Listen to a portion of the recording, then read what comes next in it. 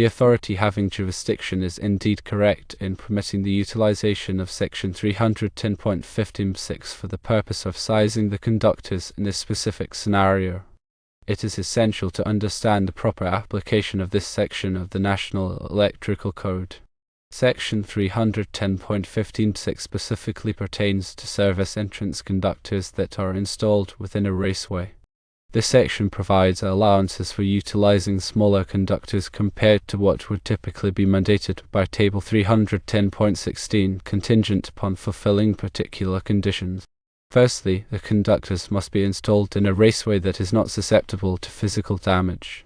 Secondly, the raceway must be situated in a location where it is not exposed to moisture. Thirdly, the conductors must not be bundled together with other conductors. Fourthly, the conductor should not undergo splicing or tapping at any point within the raceway.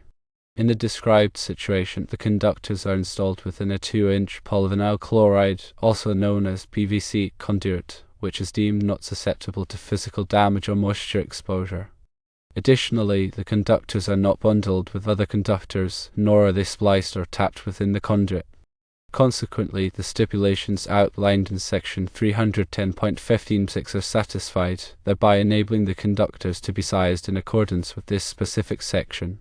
Table 310.16, on the other hand, serves as the general reference for sizing conductors intended for service entrance applications. However, it is crucial to recognize that it does not extend to conductors that are installed within a raceway, as those are explicitly addressed by Section 310.15.6. The common occurrence of 400 amps meter can supplying two 200 amps panels through separate 4/0 aluminum service entrance cables does not contradict the appropriate application of Section 310.15.6. In those scenarios, the conductors are not installed within a raceway, thus rendering Section 310.15.6 inapplicable. Instead, the conductors must adhere to the sizing requirement specified in Table 310.16. To further clarify the correct application, let's delve deeper into the specifics of 310.15.6 and 310.16. Section 310.15 outlines the allowable ampacities of insulated conductors rated up to and including 2000 volts. It provides various methods for determining the ampacity of conductors based on specific installation conditions. 310.15 focuses on ampacities of conductors rated 0 through 2000 volts with a specific allowance provided in 310.15.6. This section is crucial for residential services. 310.15.6 provides a specific exception for dwelling units. This section allows for reduced ampacity for service entrance conductors in dwelling units under certain conditions. The main condition is that the service is supplying the entire load of a dwelling unit. The intent is to allow for smaller conductors since dwelling units typically do not draw their maximum calculated load continuously. The specific language of 310.15.6 details the allowable ampacity based on the size of the service. For example, for a service rated 100 amps through 400 amps, the service entrance conductors shall have an ampacity of not less than 83% of the service rating. This percentage allows for a reduction in the required conductor size compared to using Table 310.16 directly. It is important to note that 310.15.6 only applies to single-family dwellings and the reduced ampacity is permitted only for the service entrance conductors. It does not apply to feeders or branch circuits within the dwelling unit. Now let's discuss Table 310.16. Table 310.16 is the primary table used for determining the allowable ampacity of conductors rated 0 through 2000 volts in raceways or cables or earth when the conditions align with the table's notes. This table provides ampacity values for various conductor sizes based on their insulation type and temperature rating. The ampacity values in Table 310.16 are based on specific conditions such as an ambient temperature of 30 degrees Celsius, which is 86 degrees Fahrenheit, and no more than 3 current-carrying conductors in a raceway or cable or earth. If the installation conditions deviate from these specified conditions, then correction factors must be applied to the ampacity values obtained from the table. For example, If the ambient temperature is higher than 30 degrees Celsius, a temperature correction factor must be applied to reduce the allowable ampacity of the conductor.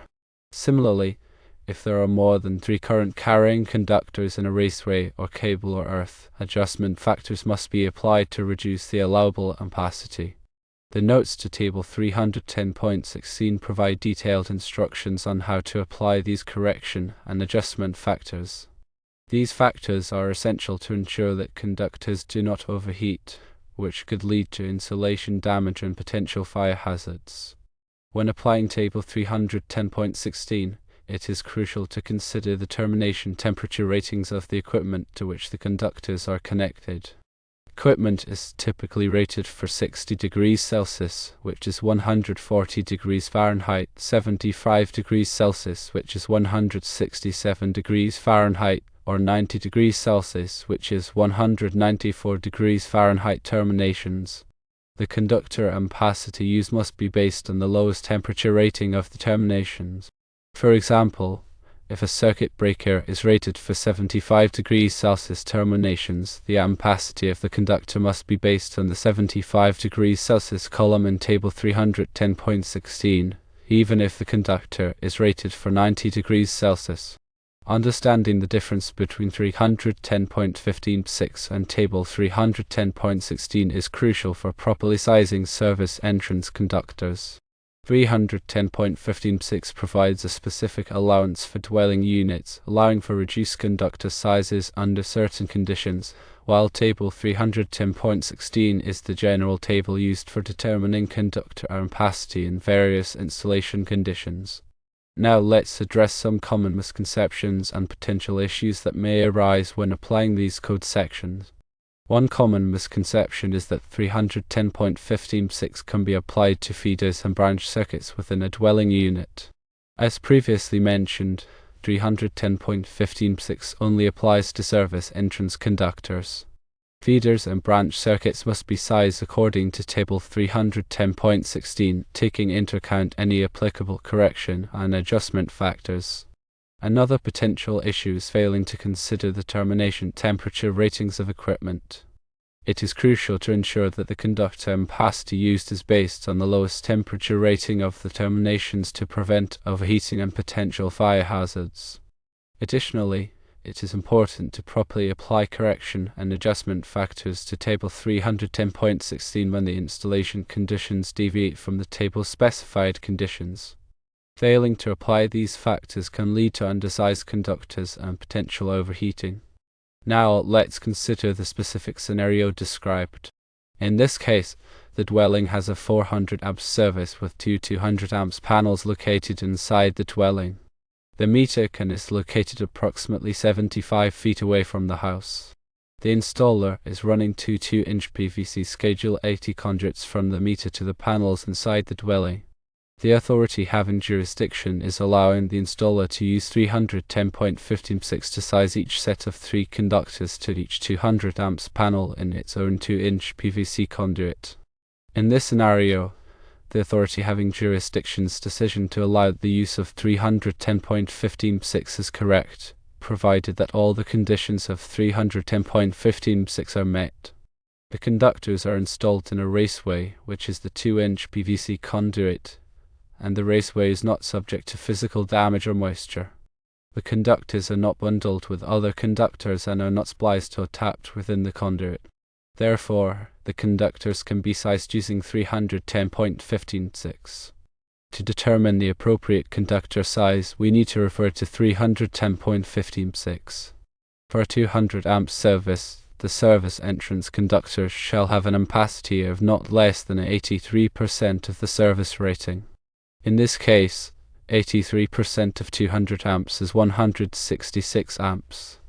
Therefore, the conductors must have an ampacity of at least 166 amps. Referring to Table 310.16, we can determine the appropriate conductor size based on the insulation type and temperature rating of the conductors. For example, if the conductors are copper conductors with a 75 degrees Celsius insulation rating, a 2/0 copper conductor would be sufficient, as it has an ampacity of 175 amps. If the conductors are aluminum conductors with a 75 degrees Celsius insulation rating, a 4/0 aluminum conductor would be required, as it has an ampacity of 180 amps. It is important to note that the conductor size must be sufficient to carry the calculated load of the dwelling unit, even if the calculated load is less than the service rating. The conductors must be sized to the larger of the calculated load or the minimum ampacity required by 310.156. In summary, understanding the correct application of 310.156 and Table 310.16 is crucial for properly sizing service entrance conductors. 310.156 provides a specific allowance for dwelling units, allowing for reduced conductor sizes under certain conditions, while Table 310.16 is the general table used for determining conductor ampacity in various installation conditions. It is important to carefully consider the installation conditions, termination temperature ratings, and applicable correction and adjustment factors to ensure that conductors are properly sized and do not overheat. The following points summarize the key takeaways. Firstly, 310.156 applies to service entrance conductors in dwelling units. Secondly, it allows for reduced ampacity compared to Table 310.16 under specific conditions. Thirdly, the conductors must be installed in a raceway not subject to damage or moisture. Fourthly, conductors must not be bundled or spliced within the raceway. Fifthly, Table 310.16 is the general table for conductor ampacity. Sixthly, it applies when 310.156 does not, such as for feeders or branch circuits. Seventhly, consider termination temperature ratings of equipment. Eighthly, apply correction and adjustment factors to Table 310.16 as needed. Ninthly, size conductors to the larger of the calculated load or minimum ampacity. Tenthly, always consult with the authority having jurisdiction for specific interpretations. Understanding these principles will help ensure safe and compliant electrical installations.